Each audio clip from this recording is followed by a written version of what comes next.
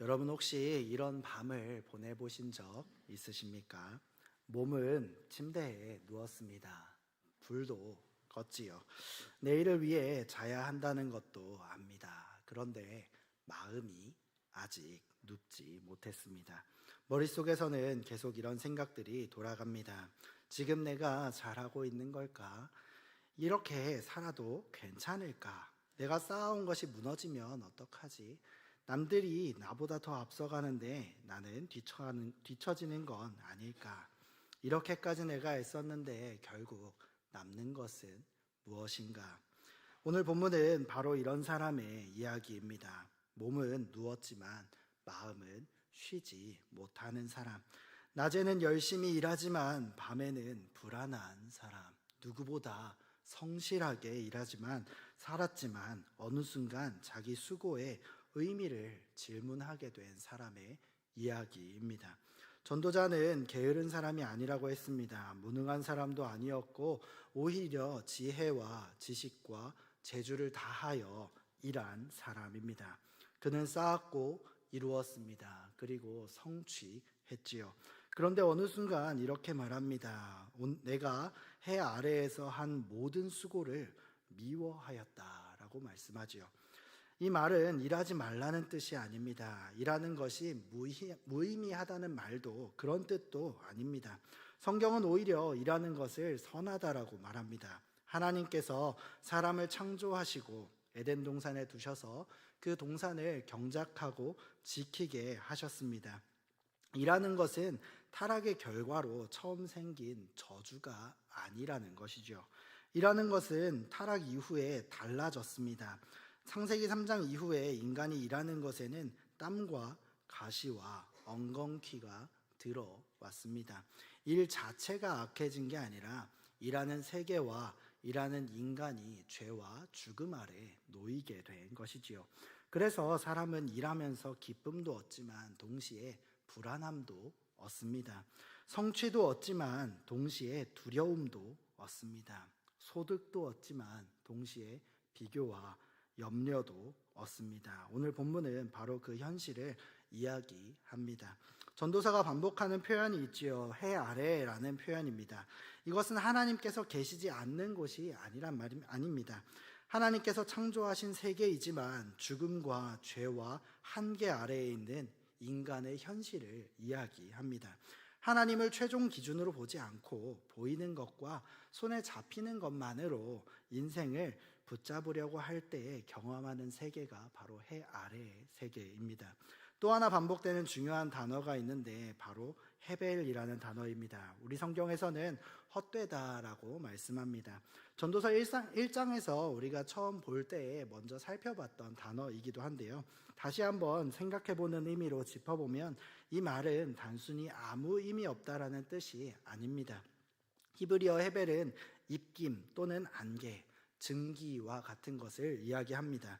보입니다. 분명히 있지요. 그런데 붙잡으려고 하면 손에 잡히지 않는 것입니다. 전도자가 말하는 이 허무는 아무것도 없는 것을 말하는 게 아닙니다. 오히려 많이 있습니다. 성취도 있고 재산도 지식도 그리고 성과도 있습니다.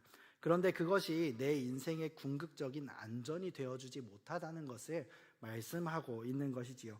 그것을 붙잡으려고 하면 오히려 빠져나갑니다. 이런 배경을 가지고 오늘 본문에서 전도자는 우리에게 이렇게 질문합니다. 너는 너의 수고를 붙잡을 수 있는가? 너는 너가 쌓은 것을 끝까지 통제할 수 있는가? 그리고 당신은 너의 성과로 너의 마음을 쉬게 할 수 있는가? 마음을 쉬게 할 수 있는지를 묻고 있는 것이요. 그리고 복음은 우리에게 더 깊은 질문을 던집니다. 그렇다면 당신은 참된 안식이 어디에 있는가? 당신의 수고를 헛되게 하지 않으시는 분은 과연 누구이신가? 라고 질문하는 것입니다. 이 질문에 대한 대답으로 오늘 말씀을 세 가지로 한번 살펴보도록 하겠습니다. 첫째는 해 아래에 있는 수고는 내가 끝까지 붙잡을 수 없는 것이다 라는 것입니다. 18절과 19절 오늘 읽은 본문을 함께 읽겠습니다. 18절과 19절입니다. 함께 읽겠습니다. 내가 해 아래에서 내가 한 모든 수고를 미워하였노니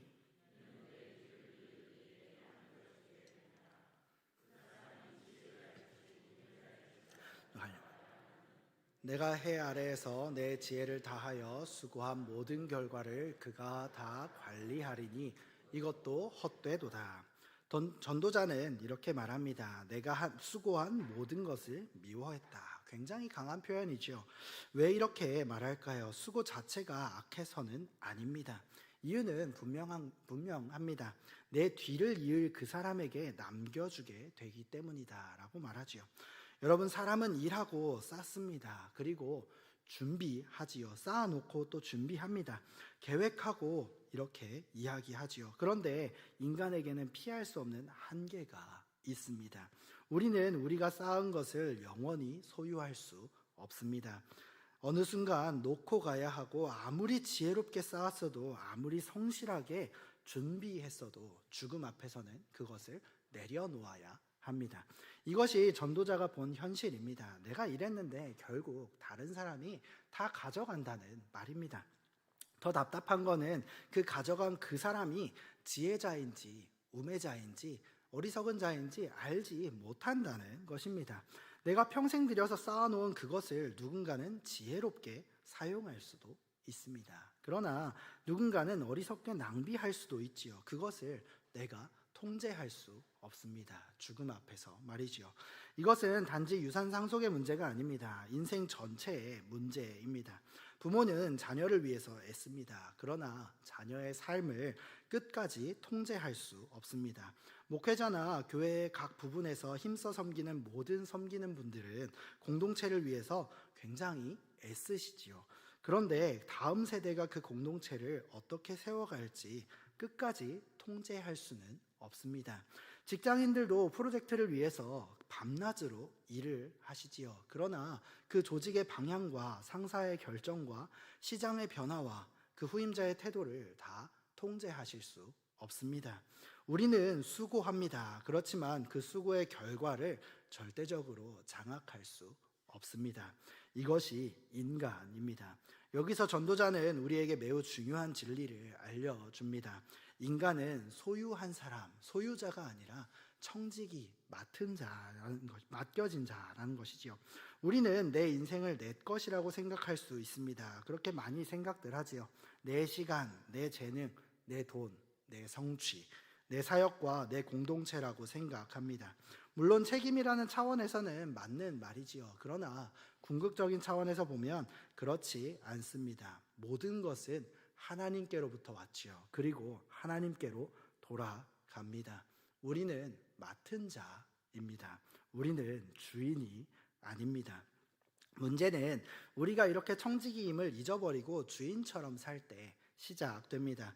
내가 쌓은 것을 내가 영원히 붙잡을 수 있다고 생각하면 일하는 것은 소명이 아니라 그때부터 우상이 되어버립니다. 하나님의 일도 마찬가지입니다. 하나님께 드리는 섬김이 아니라 내 이름을 남기는 프로젝트가 되어버리는 것이지요. 가정도 마찬가지입니다. 하나님께 맡긴 언약의 자리라기보다는 내가 설계하고 통제해야 되는 나의 왕국이 될 수도 있습니다. 그러나 전도자는 냉정하게 말합니다. 너는 끝까지 붙잡을 수 없다라고 말이지요. 이 말은 절망하라는 말이 아닙니다. 오히려 자유롭게 하라는 말씀입니다. 왜냐하면 우리가 주인이 아니라는 그 사실은 우리를 무책임하게 만드는 게 아니라 우리를 하나님 앞에 겸손하게 만들기 때문입니다. 내가 모든 것을 지배해야 한다는 부담에서 내려오게 하기 때문이지요. 사랑하는 여러분, 우리가 오늘 해야 할 일은 성실하게 해야 합니다. 하나님께서 맡기신 공부나 직장생활 그리고 가정과 사역 그 관계 모든 것들을 소홀히 해서는 안 됩니다. 그러나 그 결과를 하나님의 자리에 올려놓으면 안 됩니다. 내가 수고하되 그 수고의 주인은 하나님이십니다. 내가 심고 물은 줄 수 있지만 자라게 하시는 분도 하나님이십니다. 해 아래의 수고는 내가 끝까지 붙잡을 수 없습니다. 그러므로 우리는 수고를 포기하는 게 아니라 그 수고의 주권을 하나님께 돌려드려야 합니다. 20절부터 23절까지의 말씀을 통하여서 두 번째 주제, 또 해 아래 수고는 마음을 절망하게 한다라는 것을 살펴보겠습니다. 20절부터 23절까지의 말씀을 함께 읽겠습니다. 이러므로 내가 해 아래에서 한 모든 수고에 대하여 내가 내 마음에 대하여 실망하였도다. 어떤 사람은 그 지혜와 지식과 재주를 다하여 수고하였어도 그가 얻은 것을 수고하지 아니한 자에게 그의 몫으로 넘겨주리니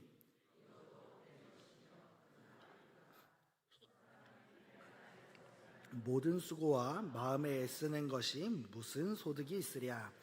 일평생에 근심하며 수고하는 것이 그의 마음이 밤에도 쉬지 못하나니 이것도 헛되도다. 전도자는 이제 외적인 문제에서 내면의 문제로 들어갑니다. 처음에는 내 수고가 남에게 넘어간다는 문제였는데 이제는 내 마음이 무너진다라고 하는 문제를 다룹니다. 20절에 내 마음에 실망하였도다 라고 말씀하는데요. 여기서 말하는 실망은 단순히 기분이 다운되는, 기분이 저하되는 것이 아닙니다. 인생의 구조를 보고 난 뒤에 오는 깊은 절망감이지요. 내가 이렇게까지 애썼는데 결국 내가 통제할 수 없다면 나는 뭘 위해 살았냐라고 하는 절규입니다. 전도자는 게으른 사람의 허물을 말하지 않습니다. 21절을 볼까요? 지혜와 지식과 재주를 다하여 수고하였다라고 말합니다. 이 사람은 무능한 사람이 아니고 준비된 사람입니다. 지식이 있고 판단력이 있고 기술도 있습니다. 성실함도 있습니다. 그런데도 허무합니다. 왜일까요? 그가 얻은 몫이 수고하지 않은 사람에게 넘어가기 때문입니다. 여기서 우리는 전도서의 깊이를 볼 수 있습니다. 전도서는 단순히 열심히 해도 소용없다라는 말을 하는 책이 아닙니다. 전도서는 더 날카롭게 이야기합니다. 열심히 하고 잘하고 지혜롭게 하고 성취해도 그것이 우리의 영혼을, 당신의 영혼을 구원할 수 없다라고 말씀하는 것입니다. 이것이 중요합니다. 많은 사람들이 이렇게 생각합니다. 내가 아직 불안한 이유는 아직 충분히 얻지 못해서다. 충분히 이루지 못했기 때문이다 라고 말하지요. 내가 더 좋은 직장에 가면 더 많은 돈을 벌고 더 안정된 관계를 가진다면, 더 인정받는 사람이 된다면 그때는 괜찮아질 거야 라고 생각합니다. 물론 현실적인 안정은 필요합니다. 직업도 경제도 관계도 중요합니다. 성경은 이것을 무시하지 않습니다. 그러나 전도자가 우리에게 물어봅니다. 그것을 얻으면 정말 당신의 마음이 쉴 수 있습니까? 라고 말이죠. 23절은 더 무섭습니다. 그의 마음이 밤에도 쉬지 못하나니. 몸은 쉬는데 마음이 쉬지를 못합니다. 침대에 누웠는데 마음은 계속해서 일합니다. 낮에는 손으로 일하고 밤에는 마음으로 일합니다. 낮에는 업무를 처리하고 밤에는 불안을 처리합니다. 낮에는 사람을 만나고 밤에는 비교와 후회를 만납니다. 이것이 해 아래에 수고가 가지는 비극입니다. 성과가 많아질수록 평안도 많아질 것 같은데 꼭 그렇지도 않습니다. 성과가 많아질수록 지켜야 할 것이 많아집니다. 인정받으면 받을수록 그 인정을 잃어버릴까봐 두려워집니다. 높은 자리에 올라가면 올라갈수록 떨어질까봐 무서워하게 되지요. 많이 쌓을수록 무너질 것들이 더 커집니다. 그래서 성과 중심의 삶은 우리 마음을 쉬지 못하게 합니다. 오히려 계속 물어보지요. 우리를 계속 다그칩니다. 더 해야 하지 않아? 이 정도로 충분한가? 다른 사람은 더 앞서가고 있는 거 아니야? 네가 멈추면 뒤처지는 거야 라고 계속해서 다그치지요. 이것이 단순히 현대사회의 문제가 아닙니다. 전도서 시대에도 있었던 사람들의 문제입니다.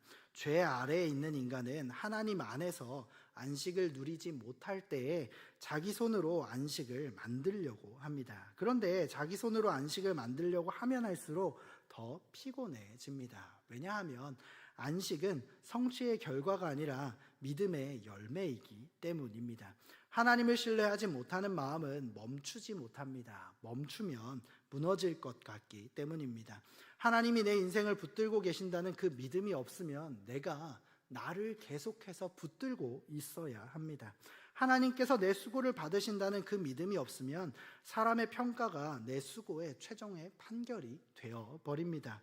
하나님께서 내 미래의 주인이시라는 그 믿음이 없으면 내 계획이 조금만 흔들려도 마음이 그 전체가 흔들리게 되는 것이지요. 그래서 전도서가 드러내는 것은 단순히 일하는 문제가 아닙니다. 예배의 문제입니다. 우리는 무엇을 섬기고 있습니까? 우리는 무엇을 의지하고 있습니까? 우리는 무엇을 잃으면 무너진다고 생각합니까? 해 아래의 수고는 마음을 절망하게 합니다. 왜냐하면 그 수고가 하나님을 대신할 수 없기 때문입니다. 셋째로 하나님께 맡긴 수고만 참된 분깃이 우리의 유업이 됩니다. 전도서 2장 18절에서 23절까지 오늘 본문의 내용만 보면 굉장히 어두워 보이지요. 그런데 전도서는 여기서 멈추지 않습니다. 바로 24절에서부터 전도자는 먹고 마시며 수고하는 것에 낙을 누리는 것이 하나님의 손에서 나는 것이라고 말씀합니다. 이것이 중요합니다. 전도자는 수고를 버리라고 하지 않습니다. 오히려 수고를 하나님께 돌려놓으라고 이야기합니다. 해 아래의 수고와 하나님 앞의 수고는 겉으로 보면 비슷할 수 있습니다. 둘 다 출근하지요. 둘 다 공부합니다. 둘 다 돈을 벌고 둘 다 하나님의 일을 합니다. 둘 다 사람을 섬깁니다. 그러나 그 내면의 방향이 다릅니다. 해 아래의 수고는 이렇게 말합니다. 이것을 통해 나를 증명해야 돼. 내가 이것을 통해서 내 인생을 안전하게 해야 하고 내가 이것을 통해서 내 이름을 남겨야 해라고 생각합니다. 그러나 하나님 앞에 수고는 이렇게 말합니다. 주님께서 나에게 맡겨주셨으니 주님께 충성하겠습니다. 결과는 주님의 손에 있습니다. 나는 주인이 아니라 청지기입니다. 내 수고의 최종적인 평가는 사람의 박수가 아니라 하나님의 판단입니다. 이 차이가 엄청납니다. 성경은 일하는 것을 매우 중요하게 여깁니다. 왜냐하면 하나님께서 모든 영역의 주인이시기 때문입니다. 교회 안에서 하는 일만 거룩한 것이 아닙니다. 직장에서 정직하게 일하는 것도 하나님 앞에서의 소명입니다. 학생이 성실하게 공부하는 것도 하나님 앞에 소명이고 부모가 자녀를 돌보는 것도 또 모든 성도가 목장과 복자, 부목자와 목원을 섬기는 것도 시민으로서 책임 있게 살아가는 것도 모두 하나님 앞에서 의미 있는 일입니다. 그러나 동시에 인간의 전적인 타락과 한계를 우리는 분명히 보아야 합니다. 인간의 일하는 것은 선합니다. 인간의 마음은 쉽게 일하는 것을 우상으로 만듭니다. 그 선한 것을 우상으로 바꾸어 버리는 것이지요. 소명을 자기의 의로 바꾸고 섬김을 자기 과시로 바꿉니다. 성실을 자기를 구원하려는 의지로 바꾸는 것이지요. 그래서 우리는 계속해서 복음으로 돌아와야 합니다. 본문에서 수고의 히브리어 단어는 아말이라는 단어입니다. 이 단어의 뜻에는 단순히 일하는 것 이상의 뉘앙스가 있습니다. 고된 수고와 피곤하게 애쓰는 것, 때로는 고통스러운 일을 하는 것입니다. 타락한 세상에서 인간은 이 수고를 피할 수 없습니다. 그런데 복음은 이 수고를 전혀 다른 자리로 이동하게 합니다. 고린도전서 15장 58절에서 바울은 이렇게 말합니다. 제가 읽겠습니다. 그러므로 내 사랑하는 형제들아, 견실하며 흔들리지 말고 항상 주의 일에 더욱 힘쓰는 자들이 되라. 이는 너희 수고가 주 안에서 헛되지 않은 줄을 알미라. 여기서 놀라운 표현이 나오지요. 수고가 헛되지 않다라고 말씀합니다. 전도서는 해 아래에 있는 모든 수고가 헛되다고 말하는데 바울은 주님 안에서 수고가 헛되지 않다라고 말씀합니다. 이게 모순된 이야기일까요? 그렇지 않습니다. 관점이 다르고 영역이 다릅니다. 해 아래에서, 다시 말하면 죽음과 자기 중심성과 성과를 숭배하는 것 안에서야 하는 수고는 모두 헛됩니다. 붙잡을 수 없고 나를 구원할 수도 없습니다. 내 마음을 쉬게 할 수 없습니다. 그러나 주님 안에서 하는 수고는 헛되지 않습니다. 왜냐하면 부활하신 그리스도께서 우리의 수고를 받으시기 때문입니다. 우리의 성과가 영원해서가 아니라 우리 주님이 영원하시기 때문입니다. 우리의 일이 완벽해서가 아니라 우리의 삶이 그리스도 안에 감추어져 있기 때문입니다. 그러므로 참된 유업은 내가 쌓은 결과물이 아닙니다. 참된 유업은 하나님 자신이십니다. 우리 하나님께서 우리의 분깃이 될 때 나는 수고하면서도 자유할 수 있습니다. 열심히 일하지만 일의 종이 되지 않을 수 있습니다. 최선을 다하지만 그 결과를 붙잡고 무너지지 않을 수 있습니다. 성과가 있어도 교만하지 않을 수 있고 성과가 없어도 절망하지 않을 수 있습니다. 사랑하는 여러분, 하나님께 맡긴 수고만 참된 분깃이, 참된 유업이 됩니다. 그리스도께서 우리의 쉬지 못하는 마음을 위해서 오셨습니다. 이제 우리 이 본문을 우리 예수님 안에서, 그리스도 안에서 보아야 합니다. 전도서 2장은 우리에게 인간의 한계를 보여줬죠. 수고하지만 붙잡지 못하는 한계입니다. 쌓지만 놓고 갑니다. 계획하지만 통제하지 못하고 일하지만 그 마음이 쉬지 못합니다. 그러면 복음은 무엇입니까? 복음은 예수님 안에서 이 쉬지 못하는, 예수님께서 바로 이 쉬지 못하는 인간의 자리로 먼저 찾아오셨다는 것입니다. 예수님은 우리에게 이렇게 말씀하십니다. 수고하고 무거운 짐진 자들아 다 내게로 오라. 내가 너희를 쉬게 하리라. 이 말씀은 단순히 피곤한 사람에게 주는 위로가 아닙니다. 이것은 구원의 초청입니다.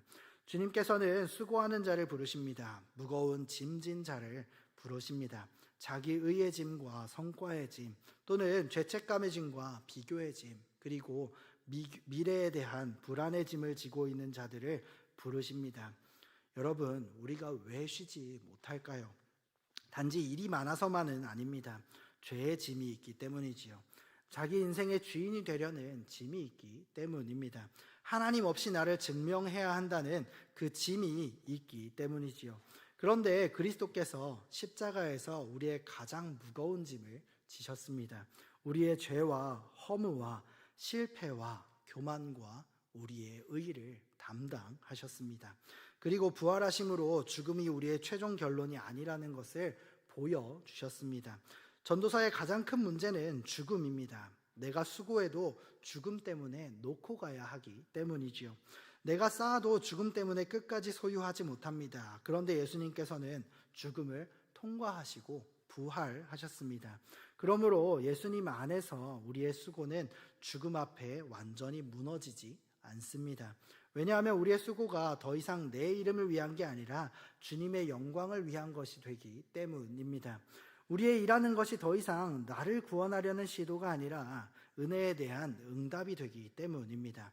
복음은 우리에게 일을 그만하라고, 그만두라고 이야기하지 않습니다. 복음은 우리를 다시 일터로 보냅니다. 다시 학교로, 가정으로, 또 목장으로 보냅니다. 다시 하나님의 일을 하는 그 자리로 보내십니다.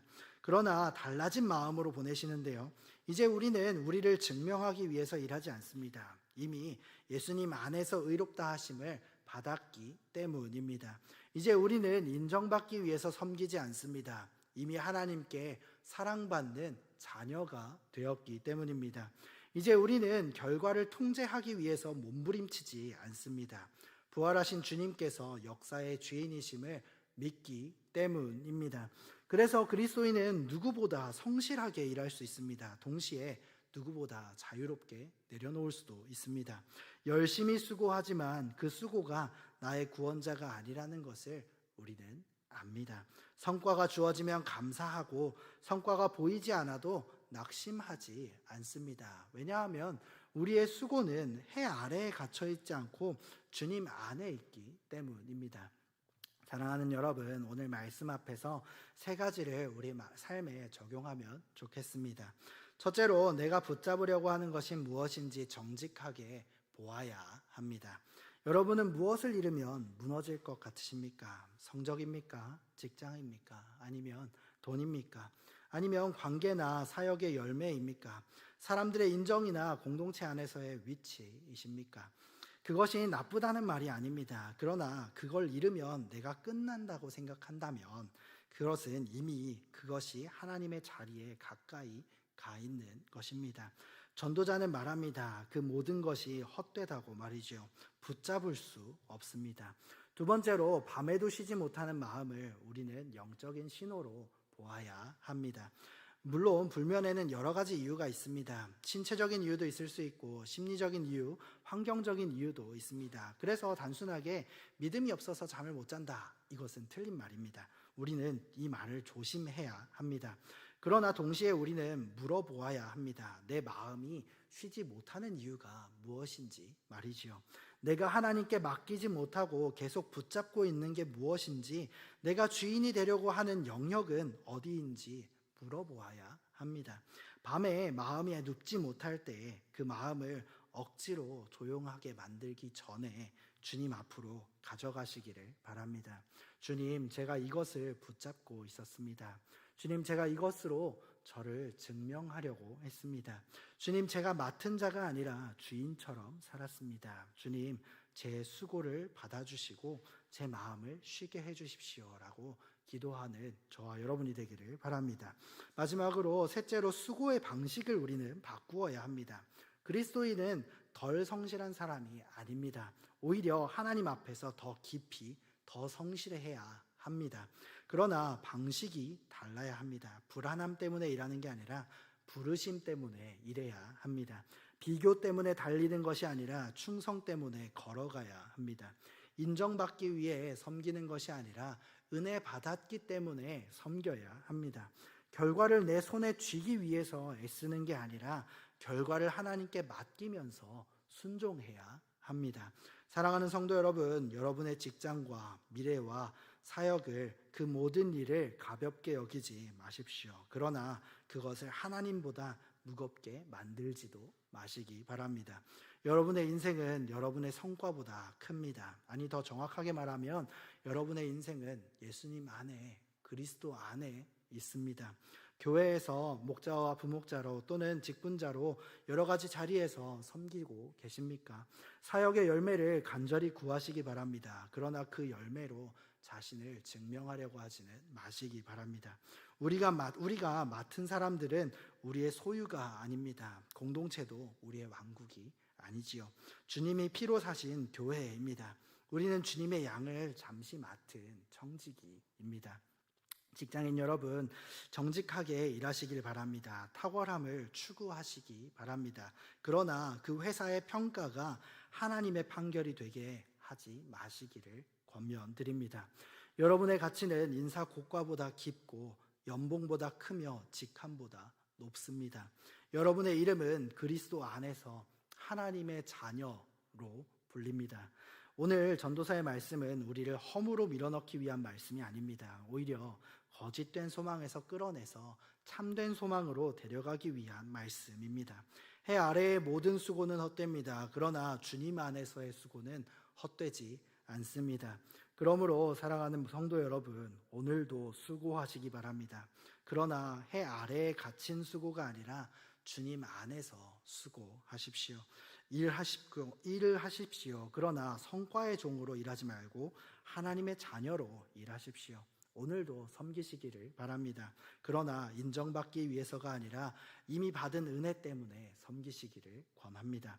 그리고 밤이 되었을 때에 이렇게 고백하면 좋겠습니다. 주님, 오늘 제가 할 수 있는 만큼 다 했습니다.